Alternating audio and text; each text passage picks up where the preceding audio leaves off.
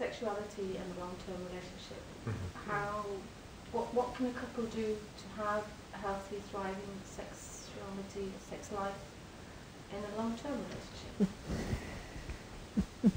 That is the question. Yeah. That is the question.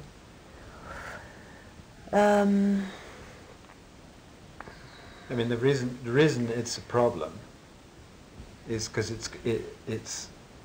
it's pretty easy to have sex with a stranger because you're just running off your biological drive and you're not trying to be intimate. You're not trying to manage all the other roles. So that's the first thing. So I think the first thing we would say is that it's an art to be cultivated. And it's not a question really of bodies. It's because your body knows how to make sex. It's a question of how your mind who needs to learn. It's your mind and your emotions. The emotions. And how you deal with relationship and intimacy.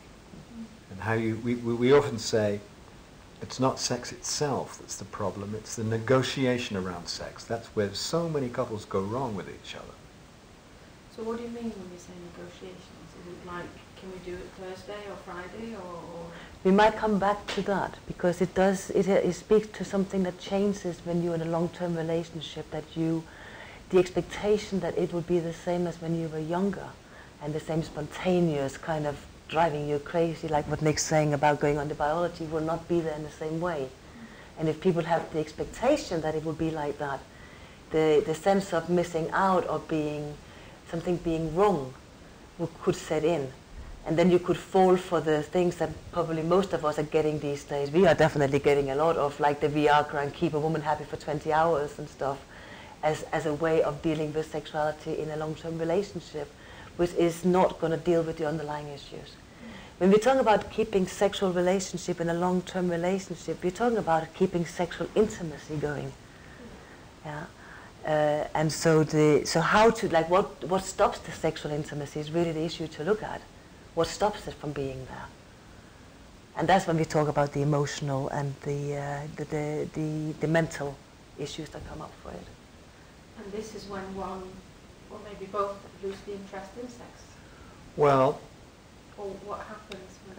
It's more likely that what happens in couples is that they start to create a memory bank of bad experiences, and that they become shy of each other. Because one of the things I think you have to learn as you grow older is you have to learn to ask for what you want. You have to learn to follow your desire with words. And mostly in our culture, we haven't been taught how to ask appropriately for what we want. So we either feel that we have to get it without asking, or that we should be gratified without having to ask, that the other should guess my needs. And that's one of the first things that falls apart in a long-term relationship. And although it's painful, in a way it's a good thing, because you have to learn a more mature stance. You have to learn to be free with the asking. And that brings up the second thing, is that what happens to a person when he gets rejected. And what we found very common in our own lives and in other people's lives is that if you get rejected, there's a tendency for you to become, and this is particularly for the guys, become more like a child than an adult. And to then either have a rather sulky or sometimes angry response, making the other the problem. And that this leads very fast into what we call a bonding pattern, where you have a woman, if we leave that typical case, the woman has said no, and the man goes into his rejected place, which is a very immature place. And not very sexy. Yeah, so the woman is in bed with a rejected little boy. And most women don't find that too sexy. No, I wonder why.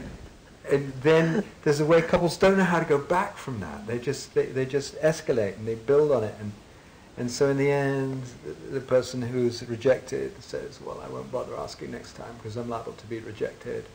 And that really is where you store the bad memory back.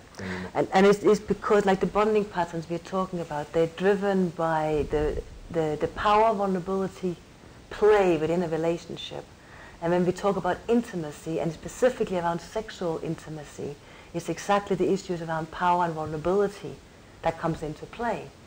A sexual adult act is a powerful expression of oneself, of an exchange with your partner.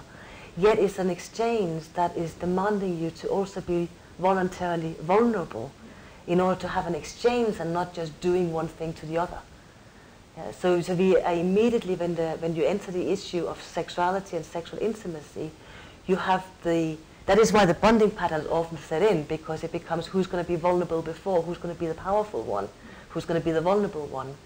And when we get the power and vulnerability in, who's going to be the child, who's going to be the parent. And then that is no longer sexy because parents and children are not supposed to have sex with each other.